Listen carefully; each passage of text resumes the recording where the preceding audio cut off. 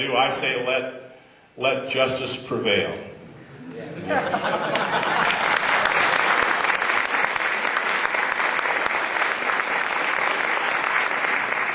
He says let justice prevail. I should tell you, in that first job in Great Falls, Montana, not Moose Jaw or Bear Cliff or whatever you called it, the very first day I was there, and I was a sportscaster at the time, we went around and we met these coaches and we got video, and the guy who was the 10 o'clock news anchor was also the promotions director. That's how it works in small stations like that.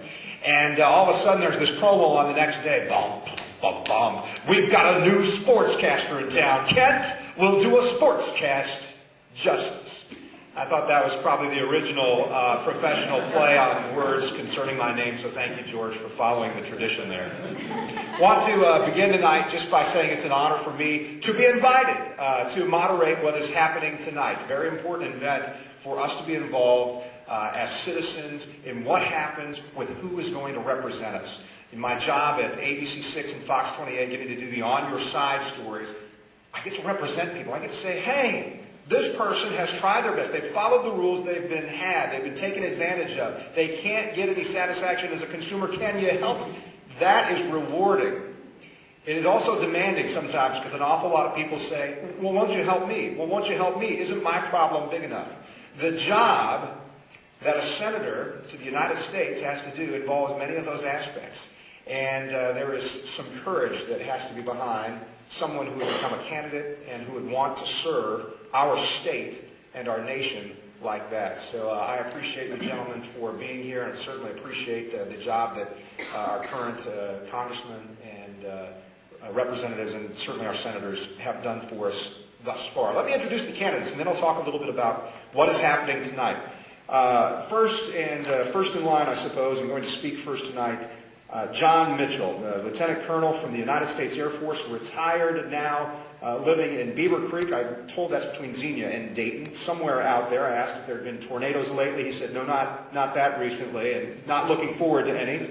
Married 34 years, 27 years military service, and we're going to hear from Colonel Mitchell tonight. Also, Bill Pierce is here, and very interesting, professional engineer, also an educator. There are two things that he brings tonight that I'm sure he's going to be talking about that have shaped him and why he feels like he can represent us at the United States Senate level. Also over here, David Smith, also the name of the man who owns the company I work for, by the way. I don't think that's you, or I'd ask you for a raise right now.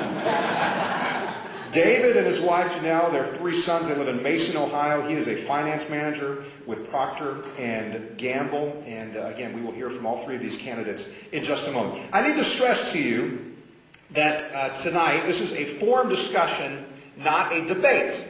And that means essentially there are no rebuttals that are going to be allowed tonight. Let me read you some of the rules of engagement, as we call them, and that way all of us know what the rules are, and we can follow them tonight. There are going to be opening statements. Each candidate will have up to 4 minutes to begin tonight.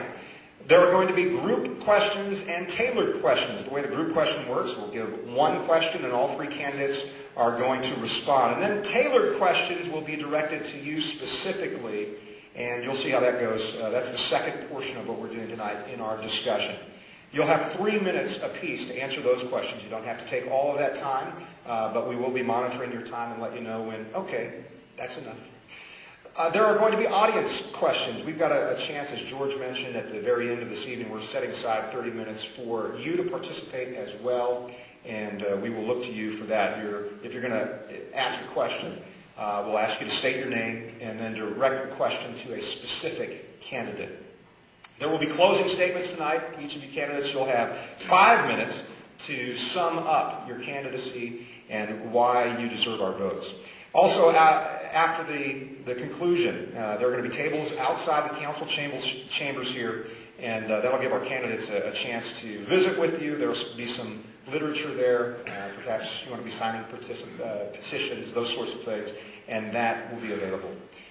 Columbus Town Hall providing a time management light bar. So we're going to be watching this. All of the candidates are going to be able to see this as well. There's a green light, a yellow light, a red light. That's just going to make sure that when you see green, what does that mean? That means go. When you see this, out in traffic, when the yellow light is on, what does that mean? Go faster, right? That's a cautionary light. That comes when there's 30 seconds left for you to speak. And then when the red light comes on, that means time is up for that particular question. And we're going to try and adhere to those rules, but we are going to enjoy very much tonight just getting to have a little bit of a discussion. And if you gentlemen would begin, we're going to begin with Colonel Mitchell and opening statements. I want to thank Columbus Town Hall and Kent Justice for lending your talents for this event tonight. It's fantastic. And also you folks out here that came away from your families and spent Wednesday night here learning about the candidates. I think that's great as well. And also the candidates who joined us for the forum. I can't tell you how weird it is being in this building tonight.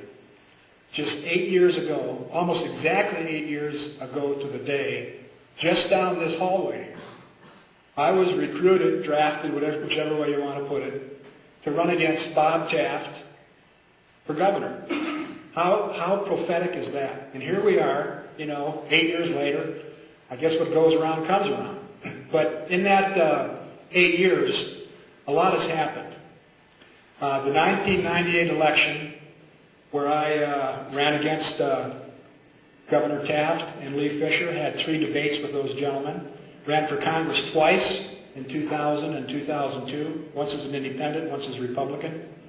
The 2004 primary, I had an interesting but cheap campaign against George Voinovich. I spent $200, got 195,000 votes. I think that said something for name recognition. And then now this 2006 election here with Senator Dewine. And also during that eight-year period, I wrote my book. And I wanted to go back a little bit here and say something about how professional this event is here tonight, even down to the tickets. In fact, my picture on that ticket is 20 years old. And but nothing's changed. I had a comb over then, I got a buzz now, and I still got a great face for radio. So, in any case, Bill and I were down in Hamilton County just a while back, and we were talking about this goofy election and primary process. It's kind of stacked against us, isn't it? Well, we were talking about the backroom deals, the money raising, the backbiting, and the promises that will probably never be kept. And Bill asked a good question. What are our men and women in Iraq fighting for? And this would identify, my libertarian friends, Robert Butler and John McAllister, would identify with this. I keep in contact with them. And they, they've got the problem getting on the ballot, just getting on the ballot access. Constitution Party, Libertarian Party, Reform Party, America First Party, just getting ballot access is difficult for them. It's easier to get on the ballot in Iraq than it is in Ohio. And then there's this wacky process here, the election process, primary process, that we got to work our way through against this big money that's in Columbus and Washington. But I think Bill and David and I are really getting into the trap as well. We're trying to argue who's farther to the right of Mike Dewine, when I think we ought to be arguing about who's going to be the best candidate in November against Sherrod Brown. So here's what I'd like to do. Let's put ourselves in Sherrod Brown's and the Democrats' position. As we go through this process tonight, let's look at which candidate would be most objectionable to Sherrod Brown and the Democrats in the November election.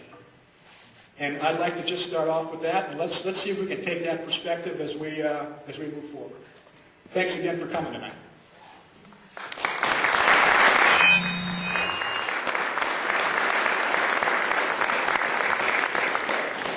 Thank you, Colonel Mitchell. Mr. Bill Pierce, your turn to give your opening statements. I, too, would like to thank you all for coming. Thank you, Columbus Town Hall, for having the meeting tonight. giving us an opportunity to present ourselves to you.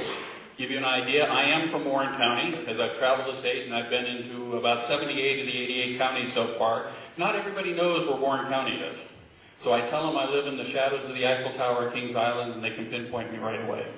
And it's been very helpful. I am a degreed and registered professional engineer. I got my degree from the University of Cincinnati. Married my high school sweetheart. We grew up in Dunedin, Florida, a small Scottish town on the western side of Florida. Came up to the University of Cincinnati, go to school together, and got married at the ripe old age of 19 with written parental permission. I'm not sure why they gave it to us, but they did.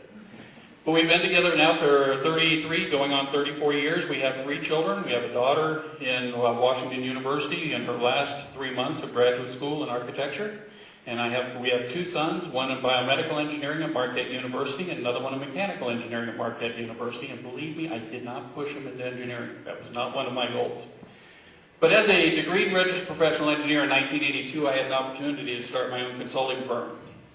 I was given an opportunity with a 3-month assignment for $15,000, and I said, that's all the job security I needed. And within 6 years, we were a multi-million-dollar corporation headquartered in Cincinnati with offices in Louisville, Kentucky, and Detroit, Michigan. We did work with consumer product companies and with fine chemical companies, all Fortune 100 companies. We built a great organization. We did some wonderful things. We did even some overseas engineering work for a brand new milk processing plant in Korea. So our opportunities were very varied. Very varied. It gave me an opportunity to experience the best of what America has to offer. And that's free enterprise, entrepreneurship, the opportunity to establish who I was and what I could do with my life. It also gave me the opportunity to experience the worst of what America has to offer. And that's the federal bureaucracy, the bureaucrats, and how they continue to promulgate regulations which are aimed at destroying small business in particular, business in general, small business in particular. For a long time, I wondered, why is it that they do that? And it finally dawned on me. Federal regulators have the same inborn innate need that you and I have, and that's for job security. We all get our job security by doing our job. Well, what's their job? Regulate and litigate. And right now, they're promulgating regulations at a rate of 265 pages a day, 5 days a week, 52 weeks a year, and folks, it's got to stop. Because sooner or later, small businesses are going to say, it's not worth the risk. And once they say that, small business will die, and 80% of all new job creation will die with it. That's one of my major concerns. Let's see if the yellow lights come on already. In the mid-1990s, I went into education. And for the last 10 years, I've been teaching high school and college mathematics. Once again, I saw the best of what America has to offer. The education going to the top 5% in our public high schools is beyond belief. The support we're giving to the bottom 5% is beyond belief. But the 90% in between are being lost. And I'm terribly concerned with that. No child left behind. I don't think anybody can argue with the ideals of it. Let's hold teachers, administrators, and school boards accountable for what goes on in the classroom. But the execution of it is terribly flawed because it puts the full qualifiers of success on the back of a single test.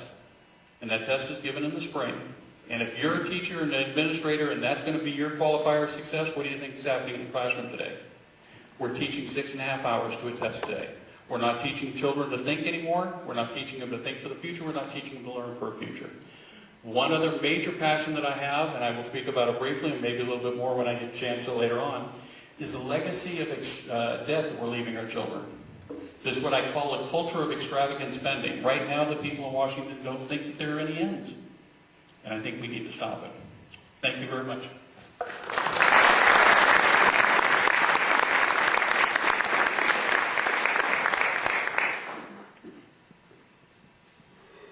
Thank you, Mr. Pierce.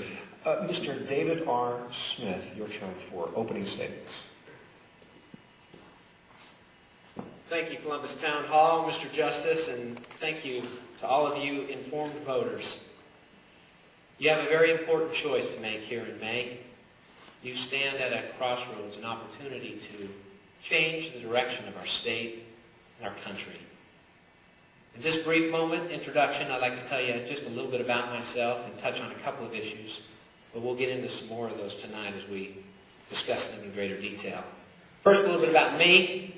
I'm married to my lovely, supportive wife, Janelle, who has encouraged me every step of the way. I have 3 wonderful sons. I love my family. I'm a family man. I'm a church man. have an MBA in finance from Northwestern. I'm a finance manager with a leading manufacturing consumer products company here in Cincinnati area. You know, there are many issues that are facing us today. And as we talk among the Republicans, we talk about what those problems are. I do not believe what we are lacking today is more solutions to the problems that we face. I believe what we are lacking today is the leadership to stand up and execute on those solutions. I do not believe the incumbent senator has represented the conservatives of this state the way he should. We have a couple of bills coming up now here in March. Homosexual marriage ban, right to carry, reciprocity bill. You know how the incumbent is going to vote on those. It's time for change, folks. What we lack today is leadership. Individuals with the courage and the backbone to stand up and execute on those solutions to the problems that we are all aware of. That is what I commit to you as your senator. It's time for a new change. New leaders in the 21st century. Leaders willing to recognize that they represent the people and they need to stand up and represent the people and do what the people sent them there to do. Ohioans are tired. People throughout the country are tired. They want change. I will bring about change for Ohio and for our country. But I need your support to do it. It's a tough battle to unseat an incumbent. But everywhere we go, the support continues to grow for the message I bring and for the leadership that I represent. They want change. His support is dwindling. But we all have to unite together to unseat him. I know it is possible. I know we can do it. My name is David Smith. I enjoy the opportunity to be here with you folks tonight and look forward to this conversation this evening. Thank you.